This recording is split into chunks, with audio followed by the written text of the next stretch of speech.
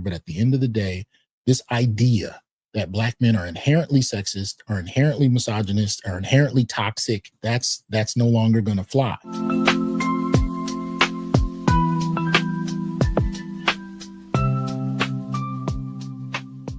So I have one more topic that I wanted to ask you about politics, right? And I think it was probably in my lifetime that I can recall. I've never seen the gender divide be as expressed as Mm, I saw in 2024 in terms of how much black men and black men specifically was being brought up in the discussion mm, when to be fair, we're normally typically ignored.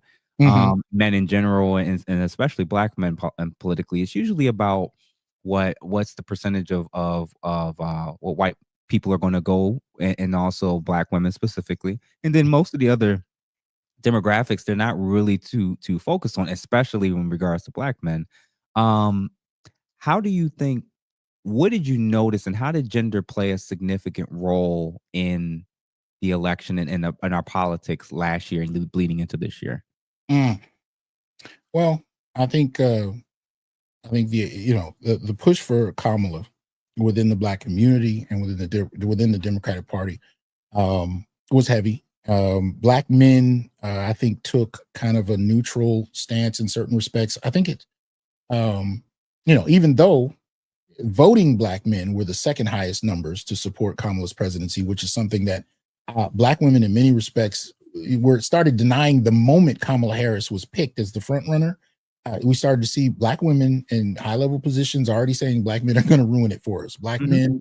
I mean, you remember when Obama came out and started talking about how black men couldn't handle the idea of a woman president and black men were inherently sexist. I don't know where he got this from, because if you check the last few elections, black men had no problem voting for women, Mhm. including Hillary Clinton. Black men Mhm. are the most progressive group of men when you look at their voting patterns, and yet and still this stereotype was able to persist. So all the way up through last year, the idea was that black men were going to ruin Kamala's presidential bid. I think what it did highlight, however, is not only are black voting men extremely progressive, but there was a record number, in my humble opinion, of people that decided to opt out. Not necessarily that they decided to vote for Trump, because that Mhm. became the leading line, right? It was black men are going to either ruin this, and they're all going to vote for Trump. These are the kind of Mhm. narratives we heard. The majority voted for Kamala, who voted. Many Yep. who didn't vote at all, and a small percentage who voted for Trump. And yet, nobody's paying attention to the ones that didn't vote, except for, I think, I won't say entirely, but I think the right paid more attention to men than the left had ever bothered to. I Yeah. think that's one of the ways they won that election. I mean, obviously, the primary way is white women. White women, led that push for the right to get in office yet again. But Mhm. I think in terms of men, Trump was paying attention to men's discourses online more so than the left has ever bothered to.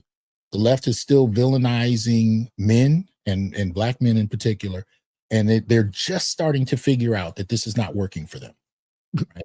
Trump took advantage of that, and as far as I'm concerned, he had every right to, because if those men weren't discarded in the first place, he wouldn't have been able to take advantage of the fact that they were sitting there unaddressed.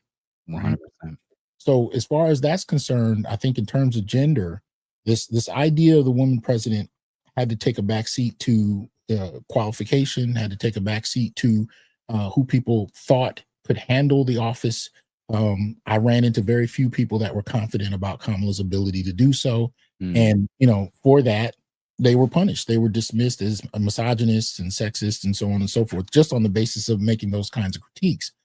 That in and of itself has got to change. The left is going to have to completely rebrand if they want to kind of get this together. But at the end of the day, this idea that black men are inherently sexist, are inherently misogynist, are inherently toxic, that's no longer going to fly.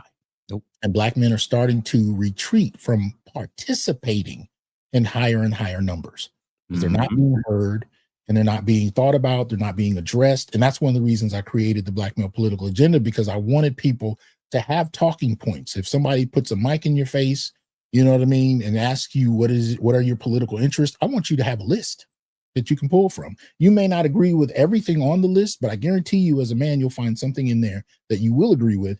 And I want you to lead with that in these political discussions, because we've not really ever learned how to operate as a political demographic with our own set of interests.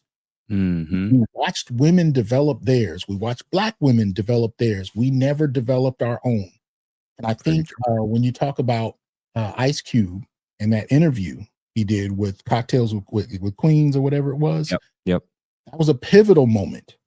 That was a pivotal moment for many Black men when they realized just how far this feminism has gotten to, how far this gynocentrism has gotten. I think many men were a little oblivious to how far it had gotten, but when those women defined themselves outside of the Black community, that was telling. Because here's the Ice Cube's agenda wasn't even necessarily male focused. He didn't deal with gender at all up to that point.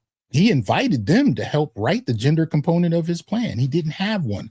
They assumed that it barred women, but he didn't address it at all.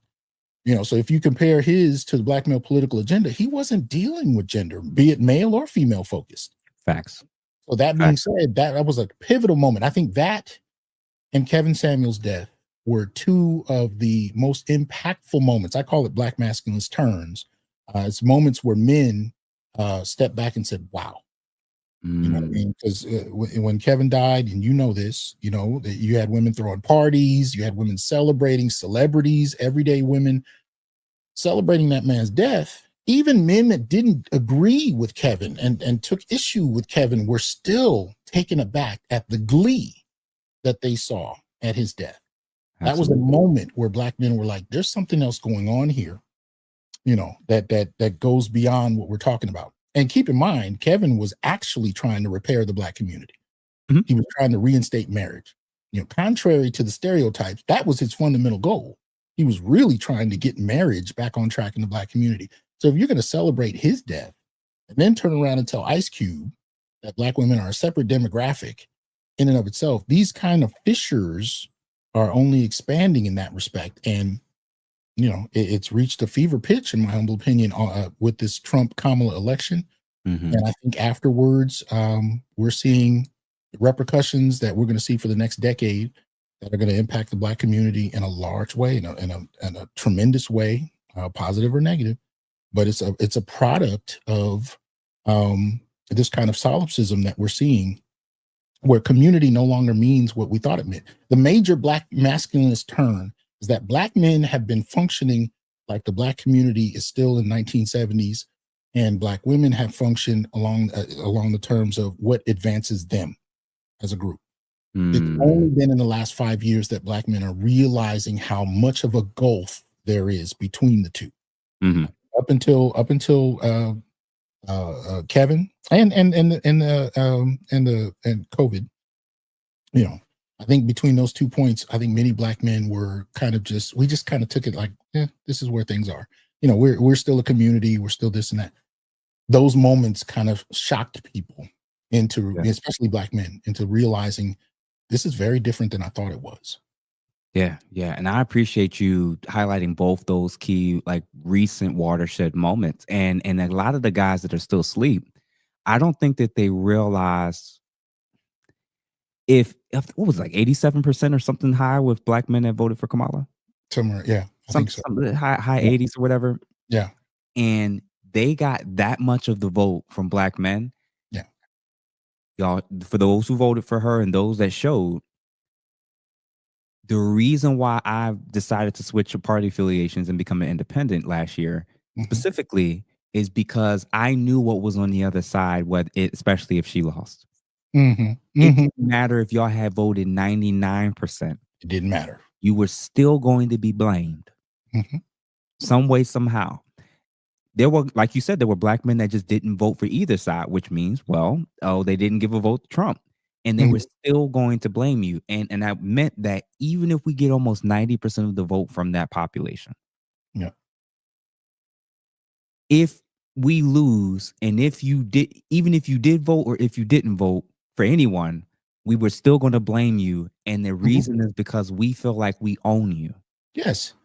We own you. And who are you to, if your Black women are leading, what's his name? Roland Martin saying, vote like a Black woman.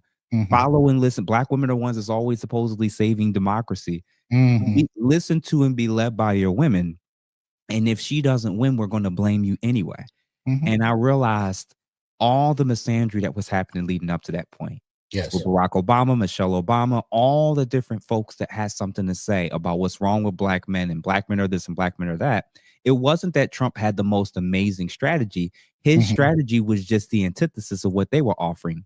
Mhm. Theirs was outright hate and attacking people and shaming people into voting for her. And he was like, well, we're going to just acknowledge you exist. Exactly. The Republicans and the conservatives, by and large, outside of Kentucky more recently than not, haven't really put a significant amount of proposals that actually for men. But Mhm. if but I was trying to explain to my friends that were Democrats and liberals, and I'm trying to explain, I'm raising the alarms, Mhm. and they're like, now's not the time. Now's not the time. We got to be all in. And I'm like, I'm trying to let y'all know that Mhm.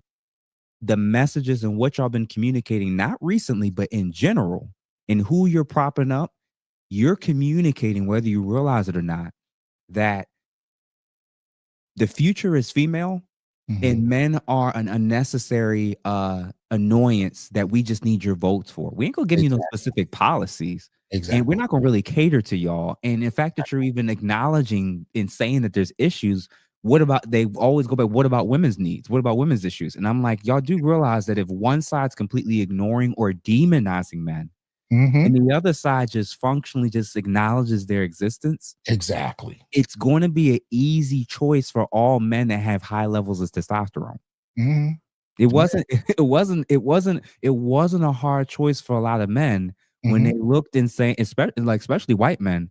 So, well, Mhm. I'm the enemy on this side. And Exactly. this side, they at least acknowledge and they want to at least lie to me and pretend like they care about me. They at Mhm. least gonna come on the podcast that I tend to watch and I'm interested in. Mhm.